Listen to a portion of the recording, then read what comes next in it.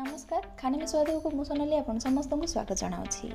आज वीडियो रे मु आपण मानक पई नै आसीछि super tasty egg fried rice जोटा कि मु बळी जायतिबा भात रे बनाई छी।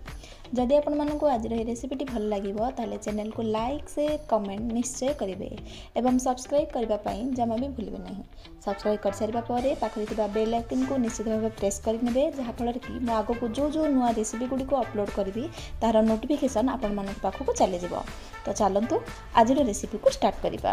तो एग फ्राइड राइस करबा पई मु सब सामग्री नै जाईची। प्रथम रे नै जाईची बळी जायतबा भात, दुईटी मीडियम साइज रो प्याज को एपरी छोट छोट करी काटि नैची, गोटे बड़ साइज रो कैप्सिकम को एपरी लंबा लंबा भाबरे काटि नैची। तापरे नै जाईची किछि बीन्स, अल्प गाजर, पियाज रो नाड, 5 ରୁ 6टी कंचा लंका, अल्प लेंबू। एठारे लेंबूर मात्रा हाफ रु भी आउरी कम नैची, लेंबू बदल रे विनेगार मध्ये यूज करि परिबे। तापरे नै जाईची स्वाद अनुसार लूण, अदा एवं रसुण को फाइनली चॉप करी नै जाईची। 10 ରୁ 12टी गोलमरीच को नै ताको गुंड करिची, green chilli sauce, soya sauce आउ 3टी अंडा। प्रथम अंडा गुडी को भल भाव फेंटी नबा, तापरे पान रे तेल पकाई अंडा गुडी को सेथिरे पकाई नबा। तापरे स्वाद अनुसार लूण एवं 2 चिमटा गोलमरीच गुंड को पकाई लो रु मीडियम फ्लेम रे भाजी नेबा। फ्राइड राइस पई अंडार पीस गुडी को टिके बड़ बड़ रहिले भल देखा जाय थाए। मो एठारे एग फ्राइड राइस बनाउछि तो सेति पई अंडा गुडी को पकाउछि, किंतु जे माने अंडा को पसंद करू नाहंती बा वेजिटेरियन माने एहा को स्किप मध्ये करि परिबे। तापरे मु एठारे गोटे कढ़ाई को गरम कर देइछि। एबे सेतिरे पकाई नेबा 2 ରୁ 3 बड़ चामच तेल। तापरे पकाइबा छोट छोट करी काटी रखिथिबा अदा एवं रसुण को एवं अदा रसुण को सेते पर्यंत भाजिबा जेते बेले जाई तार रस स्मेल जाई भल वासना न आसीछि। तापरे पकाइबा काटी रखिथिबा पियाज एवं पियाज टिके गोल्डन ब्राउन कलर होई गला परे सेतिरे पकाई देबा कंचा लंका एवं तापरे निज मन पसंदर वेजिटेबल को पकाई 2 ରୁ 3 मिनिट जाई भल भाबरे कसी नबा। जेहेतु मु एठारे एग फ्राइड राइस बनाउछि तो पनिपरिबा रे मु एठारे गाजर बीन्स कैप्सिकम को नै जाईछि। जदि खाली वेज फ्राइड राइस करबा चाहती ताले फूलकोबी छतु किंबा पनीर को ऐड मध्ये करि परिबे।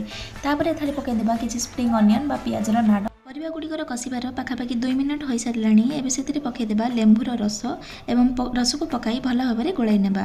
तापरे पकाई नेबा 2टी बड़ चामच ग्रीन चिली सॉस, गोटे बड़ चामच सोया सॉस पकाई भल भाबरे मिसाई नेबा।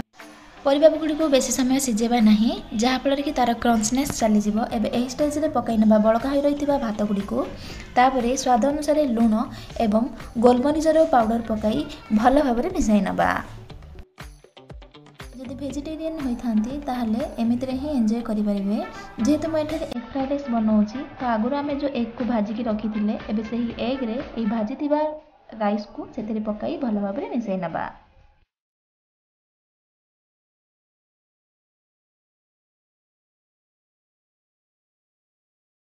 एबे हमर egg fried rice T complete होई सारी छी। एहा को जे कोनी से रायता किबा टमाटो सॉस सहित एन्जॉय करि परिबे। आशा करू छी आज रेसिपी टी आपन मानको बहुत भल लागिथिबो। खास करी बैचलर पिला मानक पई बहुत हेल्प रहइबो, काहे कि ना बहुत कम समय रे बहुत टेस्टी डिश आपन मानक पाखरे हाजिर होई जिवो। पुनी थरे देखा हबो एक नुवा रेसिपी सहित।